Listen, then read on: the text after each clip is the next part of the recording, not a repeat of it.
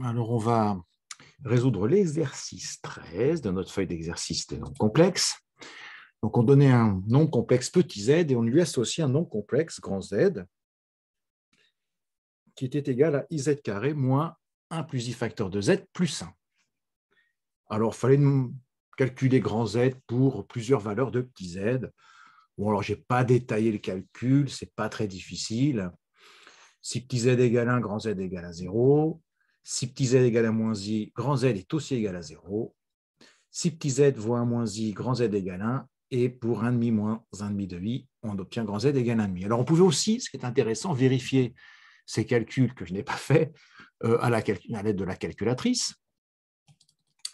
Donc, pour ça, eh bien, on va rentrer la valeur de petit z dans une variable qu'on va appeler grand Z. Toc.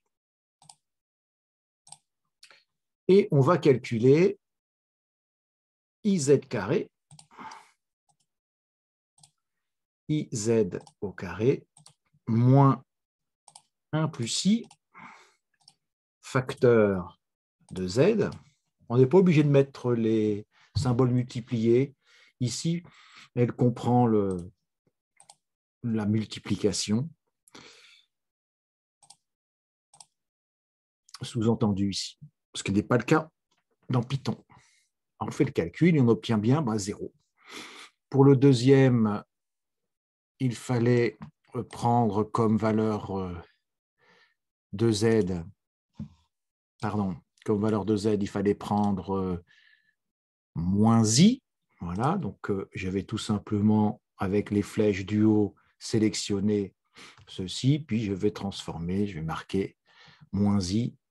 Alors, il va falloir que je fasse une insertion. Bon, ce n'était pas forcément la meilleure des solutions, je n'avais pas envie de retaper.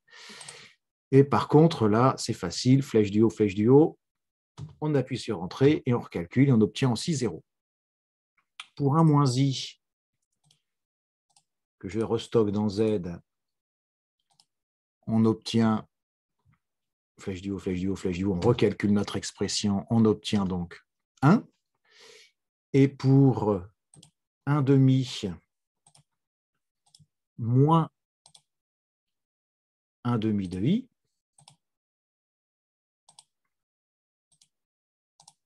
que je stocke dans z, flûte que je stocke dans z, voilà, on obtient la valeur attendue, 1 demi. Bon, ce n'était pas très difficile. Avec la calculatrice, ça permet de vérifier un calcul qu'on n'a pas fait, mais bon, ce n'est pas grave. Ce n'est pas très difficile, vous le faites. En tout cas, ça permet de vérifier. La question suivante, il fallait poser petit z égale x plus y, xy dans R carré, et déterminer l'ensemble E des points M d'affix petit z, tel que grand Z soit un réel. Et puis, il fallait le représenter graphiquement. Alors, comme d'habitude, on reprend la définition de grand Z et on remplace petit z par x plus y.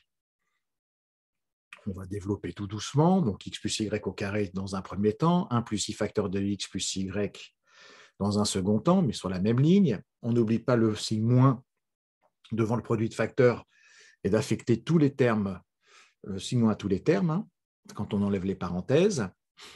On ordonne un petit peu et on écrit partie réelle plus i partie imaginaire, comme ceci, ce qui nous donne donc grand Z égale à moins x plus y moins 2xy plus 1, plus i facteur de x2 moins y2 moins y moins x.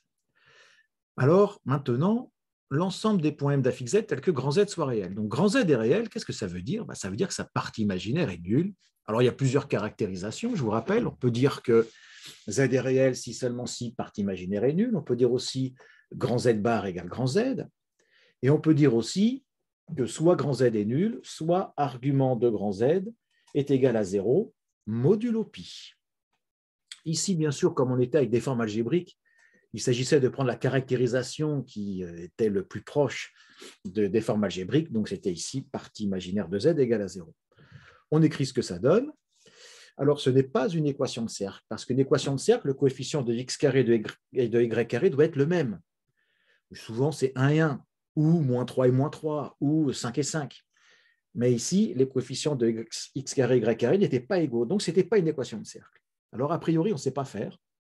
Sauf qu'il fallait remarquer que x2 moins y2, ça pouvait se factoriser en x moins y facteur de x plus y.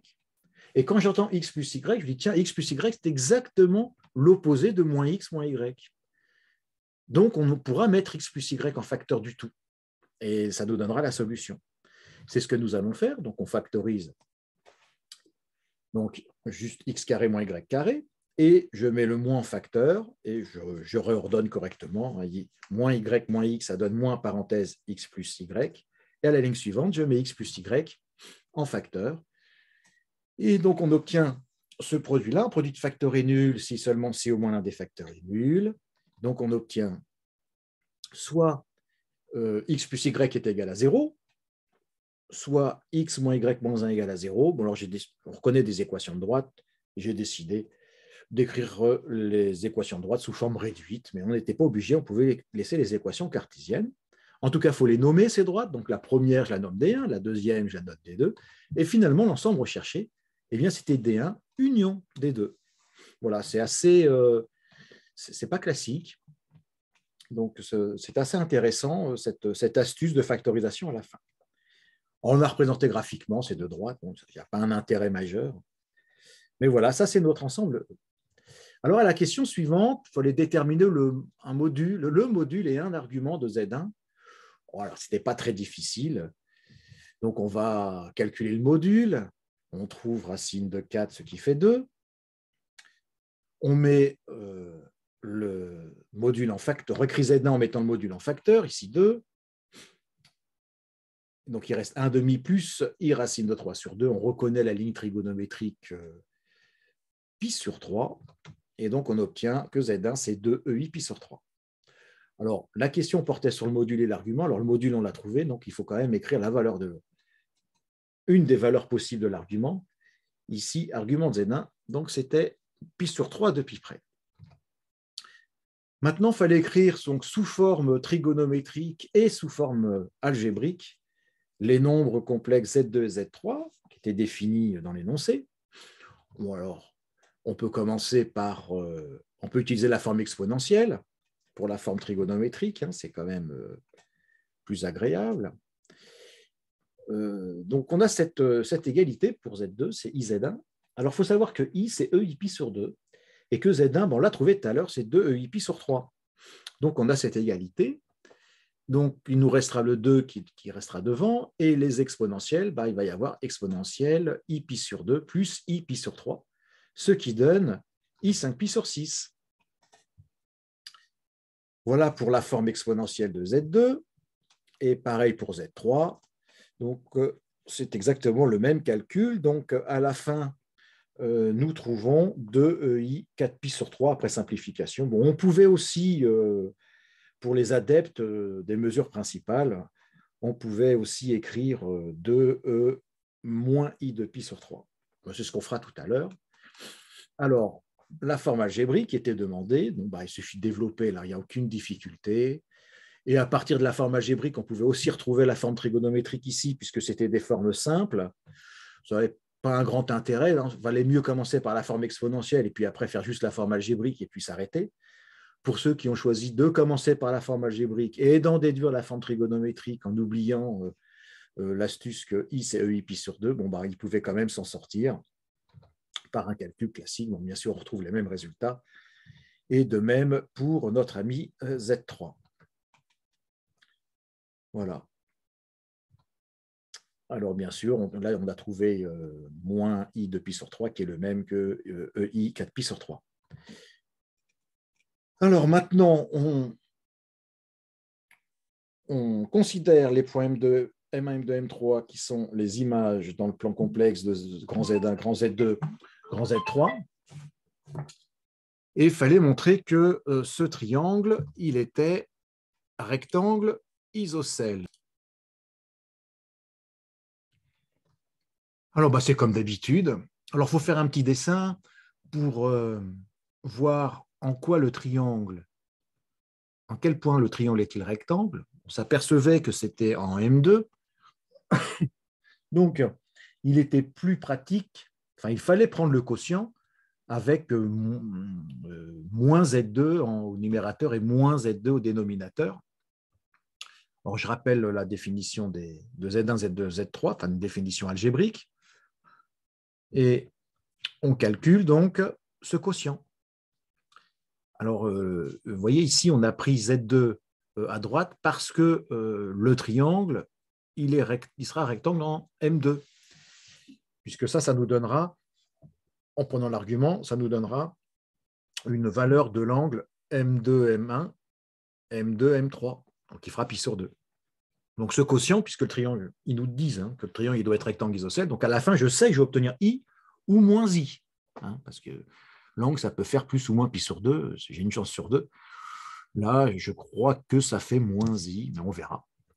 Donc, on remplace bêtement Z3 par sa valeur, Z2 par sa valeur, Z1 par sa valeur, Z2 par sa valeur. On arrange un petit peu le numérateur pour écrire partie réelle plus I partie imaginaire. Alors, on va être astucieux parce que j'ai vraiment pas envie de faire une quantité conjuguée parce que c'est vraiment super moche. La quantité conjuguée, elle fait un peu peur. Donc, l'idée rigolote, c'est de dire, je dois obtenir I ou moins I à la fin. Donc, je vais faire apparaître I au numérateur et donc I au dénominateur pour ne pas changer la fraction. Vous voyez, je multiplie en haut et en bas par I. Et l'idée, c'est de développer le dénominateur et de garder le I en haut. Et de croiser les doigts pour dire les crochets vont simplifier. Alors, on le fait ici. Quand on multiplie tout par I au dénominateur, on obtient cette expression. Et on voit que c'est exactement l'opposé du crochet du numérateur. Donc, soit c'était la même chose, soit c'était l'opposé. Il y a une chance sur 2. Enfin, sauf si j'avais regardé la figure, je l'aurais pris dans le bon sens. Donc, il y en a qui auraient pu choisir le quotient Z1 moins Z2 sur Z3 moins Z2 pour obtenir I à la fin. Donc voilà, on constate que directement que ça fait moins I. Ce qui nous permet donc de dire que comme ce quotient fait moins I, eh bien, le module de moins I, c'est 1. Argument, ce sera donc moins pi sur 2, à 2 pi près, ce qui nous donne donc que le quotient fait 1 et que l'angle M2, M1, M2, M3 fait donc moins pi sur 2. Voilà. On va faire la figure quand même. Donc le triangle est bien rectangle isocèle en M2 et on obtient cette figure. Pourquoi